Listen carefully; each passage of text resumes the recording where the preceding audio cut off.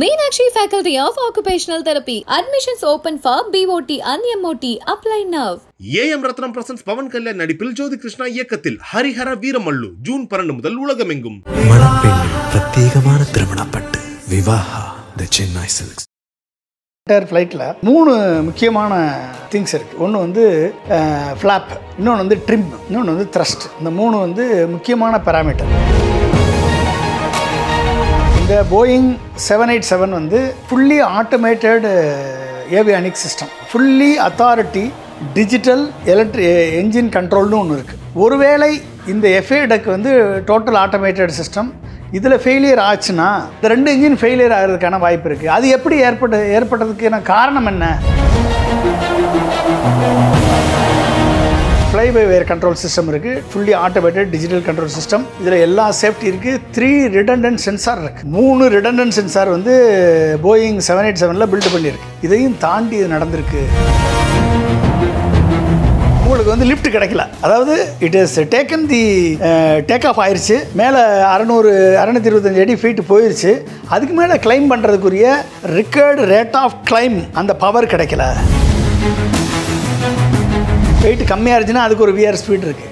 Load balancing கரெக்டாக இருக்கணும். அதுக்கு அடுத்து வர்றது தான் V2 ஸ்பீடு. அந்த V2 ஸ்பீடு எடுக்கிறதுக்கு முடியலை, இதால் எடுத்து அதுக்கப்புறம் கிளைம் பண்ண முடியலை.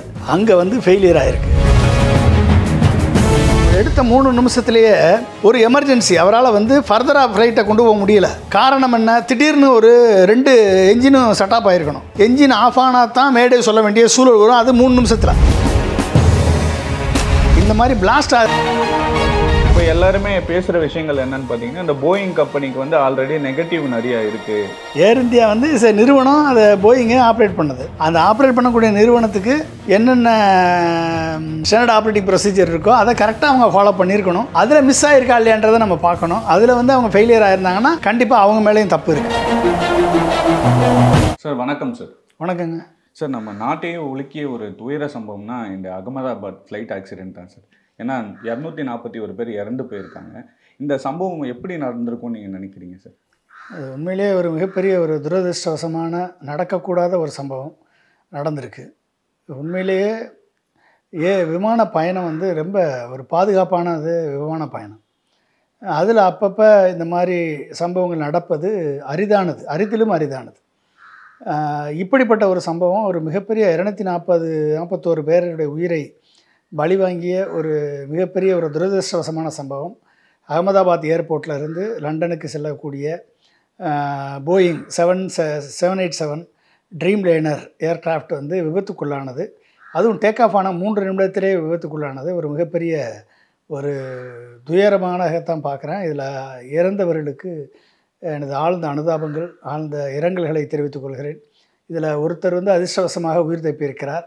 அது அவருடைய சமயோஜித புத்தியும், அவருக்கு அந்த கிடைத்த ஃபியூ செகண்ட்ஸில் அவர் எடுத்த முடிவு, எமர்ஜென்சி டோரை ஓப்பன் பண்ணி அவர் குதித்து எப்படியோ உள்ளே சாக போகிறோம், அது எங்கே அந்த வாய்ப்பு, அந்த விண்டோ, தப்பிக்கக்கூடிய விண்டோ அவர் ஒருத்தருக்கு மட்டும் தான் கிடச்சிருக்கு, மற்றவங்களுக்கு கிடைக்கல. அது ஏன்னா அதை திங்க் பண்ணி அவங்க எந்திரிச்சு நடக்கிறது கூட அவங்களுக்கு நேரம் இல்லை. அப்போ அப்படிப்பட்ட ஒரு மிராக்குலஸ் எஸ்கேப் ஒருத்தர் ஆகியிருக்காரு. அவர் பூர்ண குணமடைய வாழ்த்துகிறேன். இது வந்து airport authority of India limited, ground staff, ATC எல்லாருமே சிறப்பாக செயல்பட்டு அந்த எமர்ஜென்சியில் அங்கே லோக்கல் போலீஸ், குஜராத் போலீஸ், அப்புறம் சிஆர்பிஎஃப், அப்புறம் வந்து சிஎஸ்ஐஎஃப், இவங்க எல்லாருமே வந்து சிறப்பாக செயல்பட்டு அந்த சுச்சுவேஷனை மேனேஜ் பண்ணியிருக்காங்க. அவங்களுக்கும் எனது வாழ்த்துக்கள். பட் ஆனால் இப்படிப்பட்ட ஒரு சம்பவம் ஏன் நடந்தது என்று நீங்கள் கேட்டீங்க. அதுக்கான பல்வேறு காரணங்கள் இருக்கலாம். நான் வந்து மினிஸ்ட்ரி ஆஃப் டிஃபென்ஸில் ஏடிஏ ஏரோநாட்டிக்கல் டெவலப்மெண்ட் ஏஜென்சியில் சயின்டிஸ்ட்டாக இருந்தேன். அதாவது ஃபைட்டர் ஏர்க்ராஃப்ட் LCA தேஜஸ்ன்னு கேள்விப்பட்டிருப்பீங்க நீங்கள். அந்த ஃபைட்டர் ஏர்க்ராஃப்ட் டிசைன் அண்ட் டெவலப்மெண்ட்டில் டெக்னாலஜி டெவலப்மெண்ட் டைரக்டரேட்டில் நான் சயின்டிஸ்ட்டாக ஒர்க் பண்ணேன். டாக்டர் அப்துல் கலாம் அவர்கள் தலைமையில் டாக்டர் கோட்டா ஹரிநாராயணன் எங்களுக்கு ப்ரோக்ராம் டைரக்டராக இருந்தார். அவர் கீழே வந்து டாக்டர் TG பை, அவர் கீழே வந்து டெக்னாலஜி டைரக்டரேட் ப்ராஜெக்ட் டைரக்டராக இருந்தார். அவர் கீழே group director doctor RK Ramanathan, நான் ராமகிருஷ்ணன், நாங்கள்லாம் வந்து எல்லா சிஸ்டத்துலேயும் ஒர்க் பண்ணியிருக்கோம். எல்லா சிஸ்டத்துலேயும் கிரிட்டிக்கல் எமர்ஜென்சி ப்ராப்ளம் சால்விங் எல்லாமே எங்கள் டீம் தான், டெக்னாலஜி டெவலப்மெண்ட் போர்டு தான். அப்போ சிஸ்டம் ப்ராப்ளமாக இருக்கட்டும், கம்யூனிகேஷன் ப்ராப்ளமாக இருக்கட்டும், சாஃப்ட்வேர் ப்ராப்ளமாக இருக்கட்டும், எதாக இருந்தாலும் நாங்கள் போய் தான் சால்வ் பண்ணுவோம். என்டையர் விஆர் என்வரன்மெண்ட்டை முதலாக டிஃபென்ஸில் செட் பண்ணது நாங்கள் தான், டாக்டர் அப்துல் கலாம் அவர்களது ஆலோசனையின் பேரில்.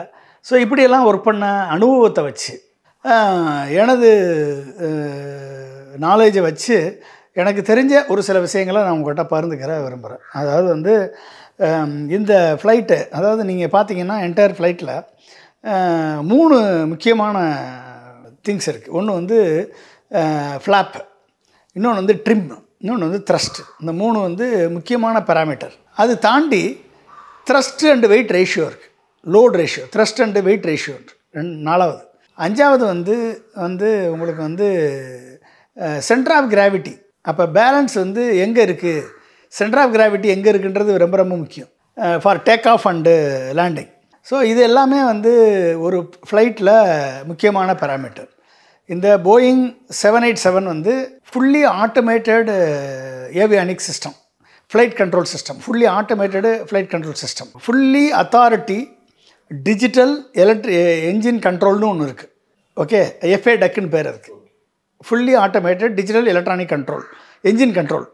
அப்போ இந்த FADEC completely automated. FADEC FADEC தான் த்ரஸ்ட்டை மேனேஜ் பண்ணும். டு மேனேஜ் த்ரஸ்ட், த்ரஸ்ட்னு என்னது, வெயிட்டை தூக்கிட்டு போகிறதுக்கு த்ரஸ்ட் வேணும், அப்போ தான் வெயிட்டை தூக்கிட்டு போகும். அந்த த்ரஸ்ட்டை மேனேஜ் பண்ணுறது இதுதான். ஒருவேளை இந்த எஃப்ஏ டக் டோட்டல் ஆட்டோமேட்டட் சிஸ்டம் இதில் ஃபெயிலியர் ஆச்சுன்னா 2 என்ஜினுமே ஒர்க் பண்ணாமல் போகிறதுக்கு வாய்ப்பு இருக்குது.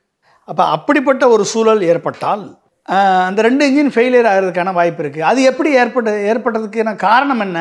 ஒன்று டிஜிட்டல் எலக்ட்ரானிக்ஸ் ஃபெயிலியராக இருக்கலாம், இல்லை சாஃப்ட்வேர் ஹார்ட்வேர் ஃபெயிலியராக இருக்கலாம், இல்லை பேட் ஹிட்டுனால் ஃபெயிலியராக இருக்கலாம், இல்லை ஃபியூயல் கண்டாமினேஷன் ஆகிருக்கலாம், இல்லை ஃபியூயல் ப்ராப்பர் சப்ளை இல்லாமல் இருந்திருக்கலாம், இல்லை இதெல்லாம் ஒரு பாசிபிள் காஸ் ஆஃப் ஃபெயிலியர். நீங்கள் நல்லா பார்த்தீங்கன்னா, நான் முதல்ல ஒன்று சொன்னேன், த்ரஸ்ட்டு, ட்ரிம்மு அண்டு ஃப்ளாப் அப்படின்னு. அந்த ஃப்ளாப் அப்படின்னா நீங்கள் ஏர்க்ராஃப்டில் 2 பக்கம் பெரிய விங்ஸ் இருக்குது. அந்த விங்ஸில் தான் என்ஜின்ஸ் இருக்கும், அந்த என்ஜின் இருக்கும். அந்த விங்ஸுடைய ரியர் எண்டில் கீழே பார்த்தீங்கன்னா, நீங்கள் ஃப்ளைட்டில் உட்காந்து போகும்போது தெரியும், ஒரு கண்ட்ரோல் இப்படி மேலே ஏறும், கீழே இறங்கும், மேலே ஏறி கீழே இறங்கும். இதுதான் ஃப்ளாப்புன்னு பேர். 2 விங்கிலையும் ஏறும், இப்படி ஏறும் மேலே. இந்த ஃப்ளாப்பு தான் லிஃப்ட்டை க்ரியேட் பண்ணும், ட்ராகையும் க்ரியேட் பண்ணும். அதாவது ஃப்ளாப் அந்த விங்கோடு சேர்ந்து இருந்துச்சுன்னா அது கிரவுண்ட் கண்டிஷனில் இருக்குன்னு அர்த்தம், ஃப்ளைட் நின்றுட்டு இருக்குன்னு அர்த்தம். டேக் ஆஃப் ஆகிறப்ப அந்த ஃப்ளாப் 5 டிகிரி டு 15 டிகிரி கீழேயும் வரும், மேலேயும் போகும். அப்போ டேக் ஆஃப் ஆகிறதுக்கு கீழே இறங்கினா லிஃப்ட்டு கிடைக்கும், லேண்டிங் ஆகிறதுக்கு மேலே போச்சுன்னா உங்களுக்கு லேண்டிங் ஆகும். இந்த மாதிரி மேலேயும் கீழேயும் அப் அண்ட் டவுன் ஆகும். இது 5 to 15 டிகிரிக்குள்ளே இருக்கணும்.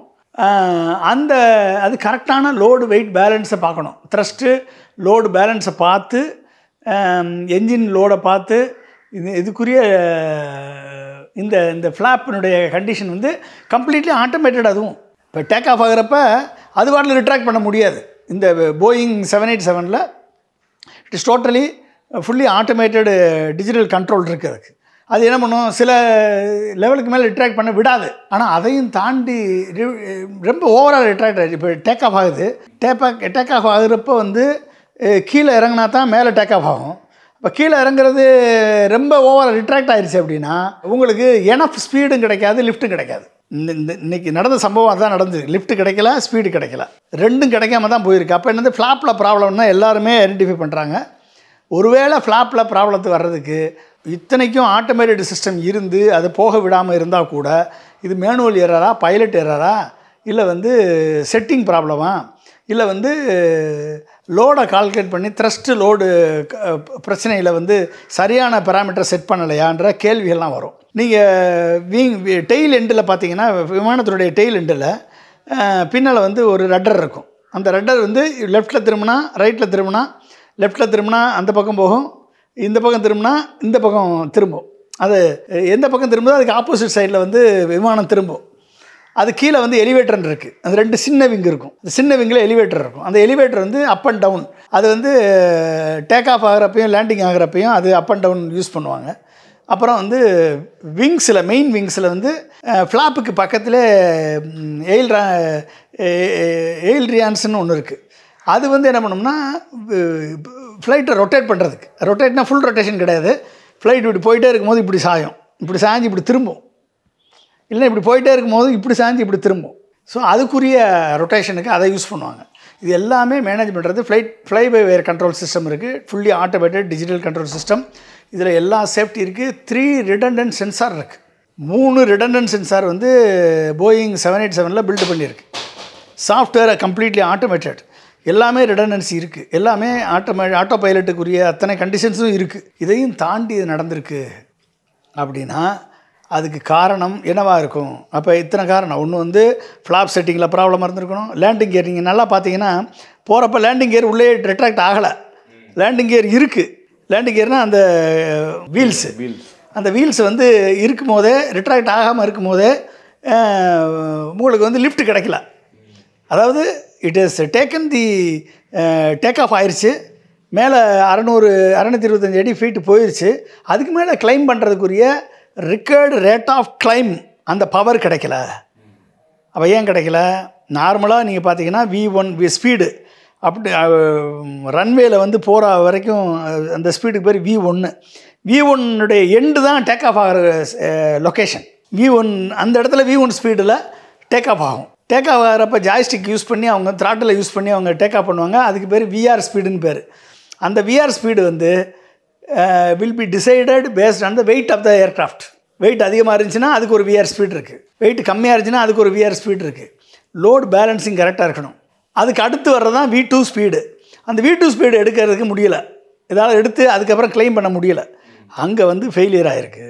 அப்போ என்ன காரணமாக இருக்கலாம்? ஒருவேளை அகமதாபாத்தில் லோடிங் ப்ராப்ளமாக இருந்துச்சா, ஓவர் வெயிட்டா, இல்லை வந்து ஃபியூஸ் முன்னாடி செக் பண்ணியிருப்பாங்க இல்லையா சார்? எல்லாமே செக் பண்ணுவாங்க. செக் பண்ணும் போதும் நீங்கள் வந்து 3 டேங்க் இருக்குது, ஃபியூஸ்லாஜ் டேங்க் 3 இருக்குது. ஒன்று வந்து சென்டர் டேங்க்கு, இன்னொன்று வந்து ஃப்ரண்ட் டேங்க்கு, இன்னொன்று வந்து பேக் டேங்க், ரியர் டேங்க். இப்போ ரியர் டேங்கில் அதிகமான வெயிட்டேஜ் இருந்து உங்கள் லோடிங் பண்ணுறதும் அதிகமான கார்கோ லோடிங்கும் அதிகமாக இருந்துச்சு அப்படின்னா அந்த அன்ஈவன் வெயிட்டு த்ரஸ்ட் ரேஷியோ இருந்துச்சுன்னா டேக் ஆஃப் ஆகிறதுல சிரமம் இருக்கும். இவ்வளோ விஷயங்கள் சொன்னீங்க சார், எல்லாமே ஆட்டோமேட்டிக்காக இருக்குன்னு சொல்லியிருக்கீங்க. ஆனால் இந்த ஃப்ளைட்டு டேக் ஆஃப் ஆன உடனே பார்த்தீங்கன்னா பைலட் வந்து அனௌன்ஸ் பண்ணிட்டாரு இது மேடே ப்ராப்ளம் இருக்குன்னு. அதுக்கப்புறம் வந்து அவர் கம்யூனிகேஷன் பண்ண முடியல. இது எதனால் இருக்கும் சார்? அதாவது வந்து எடுத்த 3 நிமிஷத்துலேயே ஒரு எமர்ஜென்சி, அவரால் வந்து ஃபர்தராக ஃப்ளைட்டை கொண்டு போக முடியல. காரணம் என்ன? திடீர்னு ஒரு 2 என்ஜினும் செட்டாப் ஆகிருக்கணும். நம்ம நீங்கள் சவுண்டெல்லாம் என்ஜின் ஒர்க் ஆகிட்டு தான் இருந்தது. நீங்கள் டேக் ஆஃப் ஆகிறப்ப சவுண்டெல்லாம் கேட்டுச்சுல, என்ஜின் சவுண்டு பார்த்துருப்பீங்க நீங்கள். என்ஜின் சவுண்டெல்லாம் ஒர்க் ஆகிட்டு தான் இருந்துச்சு. திடீர்னு வந்து ஒரு நாய்ஸ் கேட்டதாக சொல்கிறாங்க. அது எப்படி, எதனால் என்ஜின் ஃபெயிலியரா, இல்லை வந்து ஃபேடக் ஃபெயிலியரா, இல்லை ஃப்ளாப் செட்டிங்னால், இல்லை என்ன ரிக்கர்டு லிஃப்ட் கிடைக்கலையா, இதெல்லாம் வந்து நம்ம திடீர்னு என்ஜின் ஆஃப் ஆனால் தான் மேடே சொல்ல வேண்டிய சூழல் வரும். அது 3 நிமிஷத்தில் லோ ஆல்டிடியூடில். இப்போ லோ ஆல்டிடியூடு தான் இங்கே ப்ராப்ளம். லோ ஆல்டிடியூடில் இத்தனை ப்ராப்ளம் வந்து தான் இங்கே இத்தனை காரணமாக அமைஞ்சிருக்கு. ஏன்னா அவங்களால ஒரு டிசிஷன் எடுக்க முடியாது. இப்போ 2 என்ஜின் செட் ஆஃப் ஆகுது அப்படின்னா காரணம் என்ன? அப்போ பேடு ஹிட் அப்படின்னா ஒரு என்ஜின் தான் பேடு ஹிட் ஆகிருக்கிறது வாய்ப்பு இருக்குது. இன்னொரு என்ஜினை வச்சே, சிங்கிள் என்ஜினை வச்சே லேண்டிங் ஆகலாம், இல்லை டேக் ஆஃப் ஆகலாம், லேண்ட் ஆகலாம். Dreamliner is capable of doing that. அதனால் வந்து பேடு ஹிட்னால் வந்துடுறதுக்கு வாய்ப்பு இல்லை. சதி வேலையிலையும் வாய்ப்பு இருக்க மாதிரி எனக்கு தெரியலை. இது pure technical fault, human error. அப்போ ஹியூமன் எரரும் டெக்னிக்கல் ஃபால்ட்டும் miscalculation of the rear CG, அது ரியர் சென்டர் ஆஃப் கிராவிட்டி, அது இருக்கலாம் அப்படின்னு ஒரு இது.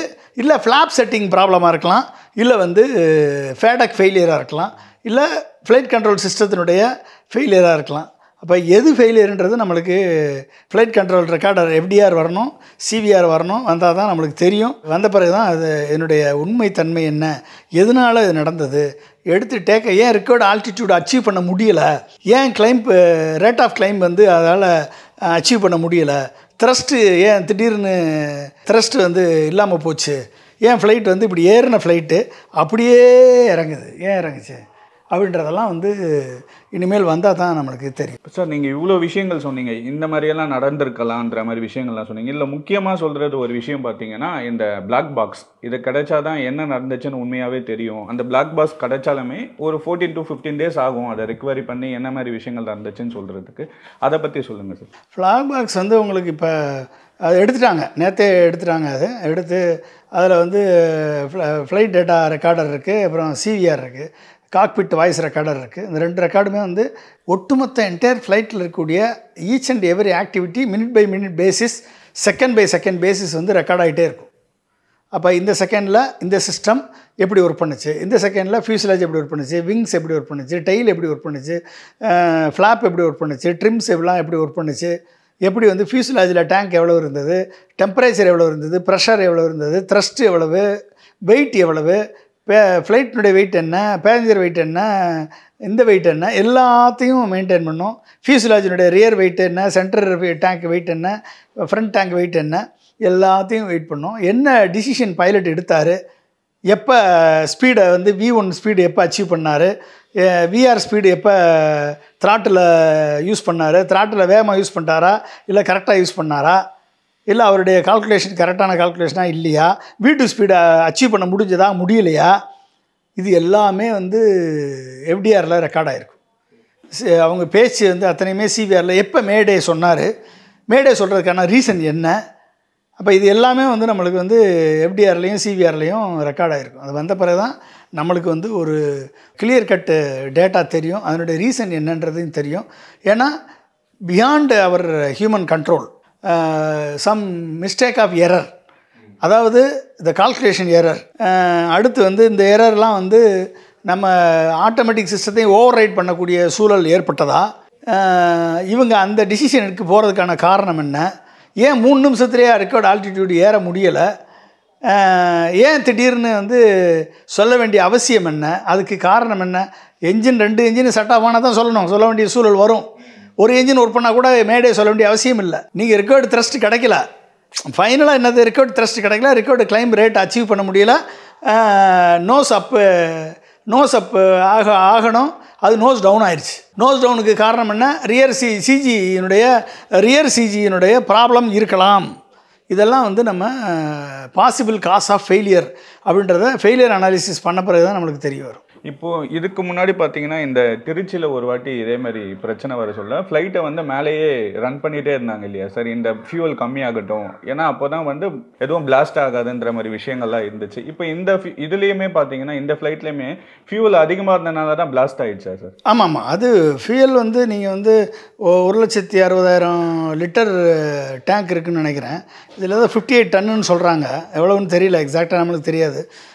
ஃபுல் டேங்க்குன்னு வேறு சொல்கிறாங்க, 1,00,000க்கு மேலேன்னு சொல்கிறாங்க. எவ்வளோ ஆச்சு நம்மளுக்கு என்ன தெரியும், நம்மளுக்கு எவ்வளோ இன்னும் பார்த்தா தான் தெரியும்.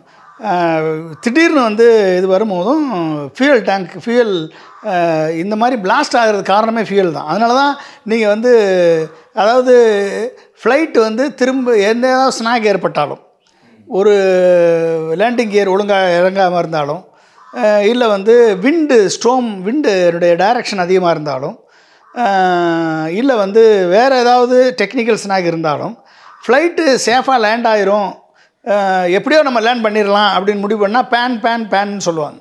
வேறு வழியே இல்லை, கிராஷ் ஆக போகுதுன்னா தான் மேடேன்னு சொல்லுவாங்க. அப்போ அப்படிப்பட்ட ஒரு சூழலில் வந்து நம்ம ஃப்ளைட்டை லேண்ட் பண்ணிடலாம். அப்போ அப்படி லேண்ட் பண்ணுறப்ப எதிர்பாராமல் கிராஷ் ஆச்சுன்னா, ஃபியூயல் அதிகமாக இருந்துச்சுன்னா தீப்பிடிக்க வாய்ப்பு இருக்குது. தீப்பிடிக்காமல் இருந்துச்சுன்னா கிராஷ் ஆனால் கூட பரவாயில்ல, எமர்ஜென்சி எக்ஸிட் மூலமாக பேசஞ்சரை தப்பிக்க வச்சிடலாம். இதுதான் வந்து இதனால தான் வந்து ஃபியூயல் டேங்கை வந்து எம்டி பண்ணுறதுக்கு காரணம். அப்போ அப்படிப்பட்ட ஒரு சூழல் வரும். மேக்ஸிமம் வந்து அப்படி தான் வரும். அன்எக்ஸ்பெக்டடாக இந்த மாதிரி ஒரு திடீர்னு ஸ்டாப் ஆகிறது வந்து ஏன்றதை இனிமேல் கண்டுபிடிச்சா. இப்போ இது ரன்வேலேயே நம்ம டேக் ஆஃப் பண்ணியிருந்தோம்னா இந்த ஆபத்து நேர்ந்திருக்காது இல்லையா சார்? ரெசிடென்சி ஏரியாவில் போனதுனால தான் இப்போ எல்லாமே இறந்து போயிருக்காங்க இல்லையா? இல்லை, அப்படி நம்ம சொல்ல முடியாது. எல்லாமே இறந்து போயிருக்காங்கன்னா இது ரன்வே மேலே தானே அது போகுது. அது ரன்வே தாண்டி தான் போகுது. ஏறின 3 நிமிஷத்துக்கு அப்போ நீங்கள் வந்து திடீர்னு டக்குன்னு ரெக்கார்டு ஆல்டிடியூட் நீங்கள் அச்சீவ் பண்ண பிறகு தான் நீங்கள் டைரக்ஷன் சேஞ்ச் பண்ண முடியும். அப்போ தான் வந்து நீங்கள் வந்து எந்த டைரெக்ஷனில் போக முடியும், லெஃப்ட்டு திரும்ப போகிறீங்களா, ரைட்டு திரும்ப போகிறீங்களா, அப்போ வந்து நீங்கள் ரட்டாரை யூஸ் பண்ணணும், அப்போ வந்து எலிவேட்டர் யூஸ் பண்ணணும், இல்லைன்னா எய்லிரான்ஸை யூஸ் பண்ணணும். யூஸ் பண்ணி நீங்கள் திரும்பணும், செய்யணும், ஃப்ளாப்பை யூஸ் பண்ண வேண்டியது சூழலாம் வரும். அப்போ லிஃப்ட்டும் ட்ராகும் கரெக்டாக இருக்கணும், த்ரஸ்ட்டும் வெயிட் ரேஷியோ கரெக்டாக இருக்கணும், என்ஜின் த்ரஸ்ட்டு கரெக்டாக இருக்கணும். எத்தனை பர்சன்டேஜ்னு இருக்குது, இத்தனை பர்சன்டேஜ் என்ஜின் த்ரஸ்ட் இருந்தால் தான் take off V1 VR V2 இந்த 3 ஸ்பீட்லேயும் ஒவ்வொரு ஸ்பீடையும் கடந்து போகிறதுக்குரிய நெசசரி பேராமீட்டர் கரெக்டாக இருந்தால் தான் பைலட் அந்த டிசிஷன் எடுக்க முடியும். ஸோ இதெல்லாம் வந்து அவங்க செட் பண்ணால் தான் அச்சீவ் பண்ண முடியும். திடீர்னு ஒரு முடிவு எடுக்க அந்த நேரத்தில் இருக்கக்கூடிய டைம் வந்து வெரி ஷார்ட். அப்புறம் லோ ஆல்டிடியூடு, ஸ்பீடு ரெக்கார்டு ஸ்பீடும் கிடையாது, லிஃப்ட்டும் கிடையாது. இதெல்லாம் தான் காரணம். இப்போ ஏன் ரெக்கார்ட் ஸ்பீடு எடுக்க முடியல, ஏன் லிஃப்ட் ஆக முடியல, அதுக்கு என்ன காரணம்? ஃப்ளாப்பா, இல்லை த்ரஸ்டரா, இல்லை வந்து ட்ரிம்மரா, இல்லை வந்து ஃபியூசிலேஜா? ஃபியூயல் கண்டாமினேஷனுமே ஒரு காரணமாக இருக்கலாம். ஃபியூயல் கண்டாமினேஷன் ஆகிருக்கா, ஏன் ஏதாவது ஆகி அது வந்து பிளாக் ஆகிருக்கா, வால்வு ஒர்க் பண்ணலையா, இதெல்லாமே ரீசன்ஸாக இருக்கலாம். அது எதுன்றதை நம்ம கண்டுபிடிச்சா தான் தெரியும். இப்போ இந்த ஃப்ளைட் ஆல்ரெடி பார்த்தீங்கன்னா டெல்லியிலேருந்து அகமதாபாத் வந்திருக்கு இல்லையா சார்? அப்போது அதில் பயணித்த பேசஞ்சர் ஒருத்தவங்க சொல்லியிருக்காங்க, இதில் டெக்னிக்கல் இஷ்யூ இருக்குது, ஏசி ஒர்க் ஆகலை, இல்லை பேசஞ்சர் எல்லாருமே விசரிட்டடாக இருந்தோம், அதே மாதிரி அந்த டிஸ்பிளேவும் ஒர்க் ஆகலை, ஒரு எமர்ஜென்சி கூட கிளிக் பண்ண முடியலன்ற மாதிரி விஷயங்கள்லாம் சொல்லியிருந்தாங்க. ஆல்ரெடி அப்போது எதுவுமே செக் பண்ணாமல் இந்த ஃப்ளைட்டை மூவ் பண்ணியிருப்பாங்களா சார்? இந்த ஃப்ளைட்டில் இருந்தால் அது வந்ததா அந்த வீடியோ? அப்படி தான் சொல்கிறாங்க, எந்த எக்ஸ்ட்ராலங்களெல்லாம் பதிவிட்டு இருக்காங்க. ஓஹோ, அப்போ ஏதோ ஒரு எலக்ட்ரிக்கல் சிக்னல் ப்ராப்ளமாக இருந்திருக்கலாம், இல்லை வந்து இதை வந்து அவங்க வந்து சரியாக அட்ரஸ் பண்ணாமல் இருந்திருக்கலாம். ஸ்டாண்டர்ட் ஆப்ரேட்டிங் ப்ரொசீஜர்னு ஒன்று இருக்குது. இப்போ இவங்க வந்து பேசஞ்சர் கம்ப்ளைண்ட் பண்ணியிருக்காங்க அப்படின்னா இறங்கின உடனே அதை அட்ரஸ் பண்ணியிருக்காங்களா இல்லையான்னு தெரிஞ்சிருக்காங்க. அவங்க அட்ரஸ் பண்ணியிருக்கணும், அதை சரி பண்ணியிருக்கணும். ஏன்னா இப்போ நான் வந்து போன வாரம் தான் நான் டெல்லியிலேருந்து இதே ஃப்ளைட்டில் தான் நான் வந்தேன் சென்னைக்கு. லண்டன் போகிற ஃப்ளைட்டு தான். சென்னை வந்து சென்னையிலேருந்து லண்டன் போகிற ட்ரீம் லைனர் தான், போயிங் 787 தான் வந்தேன். ரொம்ப கம்ஃபர்டபுளாக இருந்தது, எந்த ப்ராப்ளமும் இல்லை. நான் மாட்டில் வந்தோம், இறங்கினா நல்லா வந்துட்டோம். நார்மல் ஃப்ளைட்டு மாதிரி கிடையாது, ரொம்ப கிராம்பெல்லாம் இல்லை, ரொம்ப நல்லா சீட்டிங் கெப்பாசிட்டியாக நல்லா தான் இருந்தது. அப்போ சில நேரங்களில் அந்த மாதிரி நடந்து அதை வந்து அட்ரஸ் பண்ணாமல் இருந்திருந்தால் அது கூட ஒரு காரணமாக இருந்திருக்கலாம் என்பது வந்து நம்ம அனாலிசிஸில் தான், ஃபெயிலியர் அனாலிசிஸ் தான் தெரிய வரும். அதுக்கு கண்டிப்பாக அது வந்து ரெக்கார்ட் ஆகிருக்கும். இந்த மாதிரி ஃப்ளைட் டேக் ஆஃப் பண்ணதுக்கு முன்னாடியே வந்து என்னென்ன மாதிரி விஷயங்கள்லாம் செக் பண்ணுவாங்க சார்? அது ஸ்டாண்டர்ட் ஆப்ரேட்டிங் ப்ரொசீஜர் இருக்குங்க. வந்த உடனே வந்து ஒவ்வொரு டீமும் ஒவ்வொரு வேலையை செக் பண்ணுவாங்க. ஃபியூசிலேஜிலேருந்து என்ஜின் செக் பண்ணுறதுக்கு ஒரு ப்ரொசீஜர் இருக்குது, ஃபியூசிலேஜ் செக் பண்ணுறதுக்கு ஒரு ப்ரொசீஜர் இருக்குது. இப்படி ஒவ்வொன்றுக்கும் ஒரு ப்ரொசீஜர் இருக்குது. அப்போ எல்லா ப்ரொசீஜரையும் செக் பண்ணி இன்ஜினியரிங் டிபார்ட்மெண்ட் வந்து அதுக்கு வந்து ப்ராப்பராக செக்லிஸ்ட் வச்சு அதை சைன் பண்ணி ஓகே பண்ணணும். அது சைன் பண்ணி ஓகே பண்ணால் தான் அது முடியும், இல்லைன்னா அவங்க வந்து டேக் ஆஃப் பண்ண முடியாது. They have to sign. அப்போ என்ன நடந்திருக்குன்றத அவங்க வந்து பார்த்து ஒவ்வொரு டிபார்ட்மெண்ட்டும் செக் பண்ணுவாங்க. உள்ள க்ளீனிங் டீம் இருக்குது, மெயின்டெனன்ஸ் டீம் இருக்குது, ஆயில் செக் பண்ணுற டீம் இருக்குது, டாய்லெட்டை செக் பண்ணுற டீம் இருக்குது, காக்பிட்டை செக் பண்ணுற டீம் இருக்குது. ஒவ்வொன்றுக்கும் ஒவ்வொரு டீம் இருக்குது. எல்லாத்தையும் செக் பண்ணுறதுக்கு ஆட்டோமேட்டிக் சிஸ்டம் இருக்குது. எவ்ரிதிங் ஒர்க் பண்ணுதானே பைலட் வந்து அவங்களும் செக் பண்ணுவாங்க. எல்லாமே செக் பண்ணி தான் எடுப்பாங்க. அதனால் அதில் வந்து எந்த மாற்றம் இருக்க மாதிரி தெரியல. பட் நீங்கள் எந்த டிசிஷன் எடுக்கிறாங்கல்ல, இந்த த்ரஸ்ட் வேணும், இந்த V1 speed, V2 speed, VR speed இந்த இடத்துல இப்போ அச்சீவ் பண்ணணும். அப்போ அது பண்ணும்போதும் சிஸ்டம் ஒர்க் பண்ணியிருக்கா, இல்லை ஆட்டோ பைலட் ஒழுங்காக ஒர்க் பண்ணியிருக்கா, இதெல்லாம் வந்து there are many questions which need to be addressed. இந்த ஃப்ளைட் வந்து பார்த்தீங்கன்னா 12 வருஷம் பழமையான ஃப்ளைட்டுன்ற மாதிரிலாம் சொல்கிறாங்க இல்லையா சார்? இப்போ 12 வருஷன்றது ரொம்ப பழசாகிடுச்சா, இல்லை இதனால் கூட எதனா பிரச்சனையாக இருக்கும்? இல்லை 12 வருஷம்ன்றது ஏன்னா ரெகுலர் மெயின்டெனன்ஸு ஓவர் ஹாலிங் எல்லாம் நடக்கும். ஆனால் இந்த மெயின்டெனன்ஸ் ஓவர் ஹாலிங்கில் வந்து you can't take a chance. அதாவது ஒரு 0.000.1 எரர் கூட நீங்கள் வந்து அலோவ் பண்ண முடியாது. அலோவ் பண்ணால் நீங்கள் வந்து அது எதனால் அது எதெல்லாம் போய் பாதிக்கும்னு நம்மளுக்கு தெரியாது. அப்போ அங்கே போய் மாட்டிக்கும். அதனால் வந்து எல்லா வருஷங்கள் எத்தனை ஆனாலும் சிஸ்டம் ஒழுங்காக இருக்கா, இல்லை மாற்றணுமா, இல்லை சரியில்லையா அப்படின்றத அவங்க ரெகுலர் மெயின்டெனன்ஸில் சரி பண்ணிட்டு தான் வருவாங்க. பட் இருந்தாலும் ஏஜ் ஆக ஆக அதனுடைய சாஃப்ட்வேர் அப்கிரேடேஷன் ப்ராப்பர் வந்து செய்ய வேண்டிய அனைத்து ஆப்ரேஷனல் பேராமீட்டர்ஸையும் கரெக்ட் பண்ணால் தான் அது சரியாக இருக்கும். இந்த சைடில் வந்து நம்ம ஏர் இண்டியா சைட்லேயும் சரி, ஏடிசிலையும் சைட்லேயும் சரி எத்தனையோ டெக்னிக்கல் அட்வான்ஸ்மெண்ட் வந்திருக்கு. பட் எல்லாமே சிங்க் ஆகி போகணும். இப்போ போனால் தான் நம்ம அச்சீவ் பண்ண முடியும். ஏன்னா விமான பயணம் இன்றைக்கி லட்சக்கணக்கான பேர் வந்து பயணம் பண்ணிகிட்ருக்காங்க. அப்போ அதெல்லாம் நம்ம பார்க்கும் பொழுது இது சேஃப்டியில் one of the highest order of the safety தான் விமான பயணம் தான். ஆனால் அதுலேயும் இது நடப்பதற்கு 100ல் 1000ல் லட்சத்தில் ஒரு சான்சஸ் இருக்குது. அப்போ அதை நம்ம வந்து அவாய்ட் பண்ண முடியாது. ஆனால் அவாய்ட் பண்ணணும். ஆனால் இதன் மூலமாக இது எதனால் ஏற்பட்டது என்பதை கண்டுபிடிச்சு ஏர்க்ராஃப்ட் ஆக்சிடெண்ட் இன்வெஸ்டிகேஷன் பீரோன்னு ஒன்று இருக்குது. அப்புறம் டிசிஜிஏ இருக்குது, இவங்க பண்ணுவாங்க. அடுத்து போயிங்கும் பண்ணுவாங்க.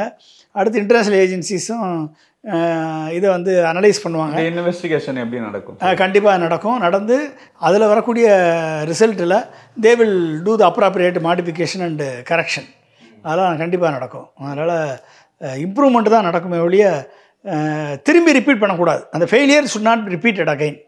அதான் இங்கே மெயின். இப்போ எல்லாருமே பேசுகிற விஷயங்கள் என்னன்னு பார்த்தீங்கன்னா, இந்த போயிங் கம்பெனிக்கு வந்து ஆல்ரெடி நெகட்டிவ் நிறையா இருக்குது. ஏன்னா ஸ்பேர் பார்ட்ஸ்லாம் ஒழுங்காக மெயின்டைன் பண்ண மாட்டாங்க, சீப்பான குவாலிட்டியை போடுவாங்கன்ற மாதிரி விஷயங்கள்லாம் இப்போ நிறைய பேர் பேசுகிறாங்களே சார், இதை எப்படி பார்க்குறீங்க?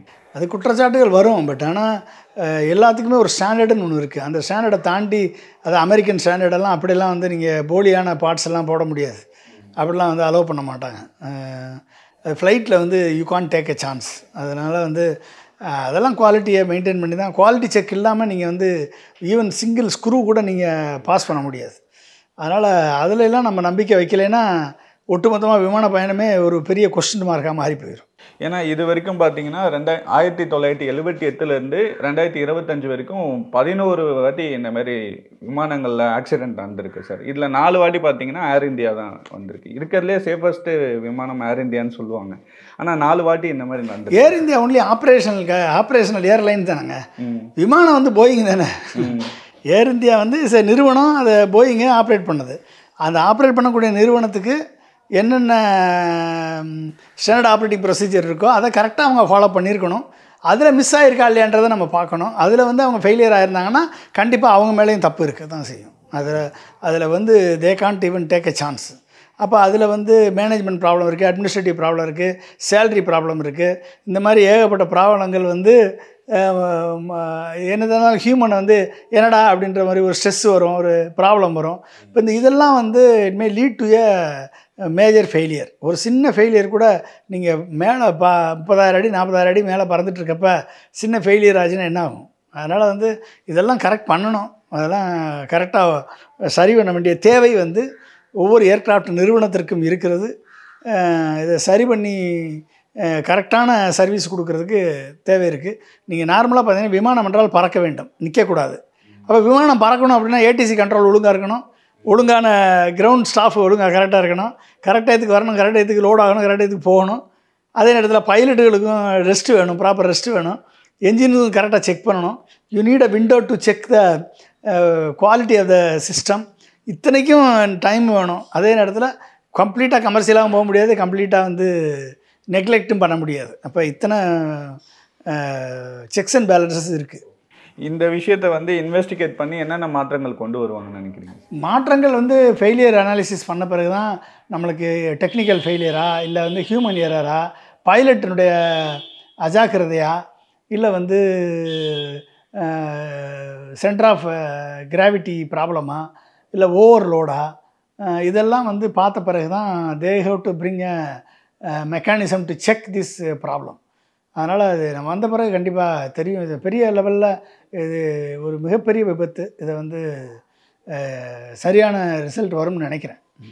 ஏன்னா இந்த 242 பேருமே நிறைய கனவுகளோடு பயணம் பண்ணியிருப்பாங்க இல்லையா சார்? அதை பார்க்க சொல்ல உங்களுக்கு எப்படி இருந்துச்சு? அது ஒவ்வொரு ஸ்டோரி கேட்குறப்ப ரொம்ப ரத்த கண்ணீர் வெடிக்க வேண்டிய சூழல் தான் இருக்குது.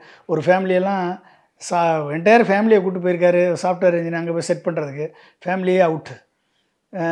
அது மாதிரி வந்து எத்தனை பேருடைய கனவுகள்லாம் சீஃப் மினிஸ்டர் ருபானி அப்படின்றவர் அவரும் இறந்துருக்காரு இந்த விபத்தில். ஸோ இப்படி வந்து பல்வேறு நடுத்தர வர்க்க மக்கள், பல்வேறு ப்ரொஃபஷனல்ஸு, 50 பேர் பிரிட்டிஷர்ஸு, ஒரு கனடியன், அப்புறம் போர்ச்சுகீஸ்லேருந்து 17 பேருன்னு சொல்கிறாங்க. ஸோ இது மாதிரி பல்வேறு நாடுகளை சேர்ந்தவர்கள், பல்வேறு வேலைகளுக்காக இந்தியா வந்தவர்கள், பல்வேறு ப்ரொஃபஷனல்ஸில், இண்டஸ்ட்ரியில், சர்வீஸ் செக்டாரில் ஒர்க் பண்ணக்கூடியவங்க, இப்படி பல்வேறு நபர்கள் தங்களது வாழ்க்கையை அடுத்த செகண்டில் இருக்குமா இல்லையான்னு தெரியாமல் போய் ஒன்றும் இல்லாமல் போச்சே அப்படின்றப்ப வந்து மிகப்பெரிய ஒரு துரதிர்ஷ்டவசமான சம்பவமாக தான் நான் பார்க்குறேன். இப்போ இதுக்கப்புறம் ஃப்ளைட்டில் பயணம் பண்ணுறத மக்கள் யோசிப்பாங்களா சார்? அப்படி பார்த்தீங்கன்னா அப்படிலாம் பண்ண முடியாது. எல்லா ஃப்ளைட்டு தான் வந்து ரொம்ப சேஃப்டியான ஒரு பயணம்னா ஃப்ளைட்டு தான். இது நடப்பது இயல்பு தான். அதனால் வந்து நம்ம துரதிர்ஷ்டம் சரியில்லை அப்படின்னா அதுக்கான ஃப்ளைட்டு ஆக்சிடெண்ட் வந்து வெரி வெரி ரேர், அரிதிலும் அரிதானது தான் ஃப்ளைட் ஆக்சிடெண்ட். அதனால் வந்து விமான பயணிகள் பயப்பட வேண்டிய அவசியம் இல்லை. எல்லா விமானமும் இப்படிப்பட்ட சூழலுக்கு ஆளாகுவது இல்லை. அது வந்து சில நேரங்களில் சில சூழல்கள் அப்படிப்பட்ட ஒரு நிலைமையை ஏற்படுத்தும். எனவே இதை பார்த்து பயப்பட வேண்டிய அவசியம் இல்லை. சார் ரொம்ப நன்றி sir. Thank you. Meenakshi Faculty of Occupational Therapy. Admissions open for BOT and MOT. Apply now. AM Ratnam presents Pawan Kalyan நடிப்பில் ஜோதி கிருஷ்ணா இயக்கத்தில் ஹரிஹர வீரமல்லு ஜூன் 12 முதல் உலகமெங்கும். மணப்பெண்ணின் பிரத்யேகமான திருமணப்பட்டு விவாஹா தி சென்னை சில்க்ஸ்.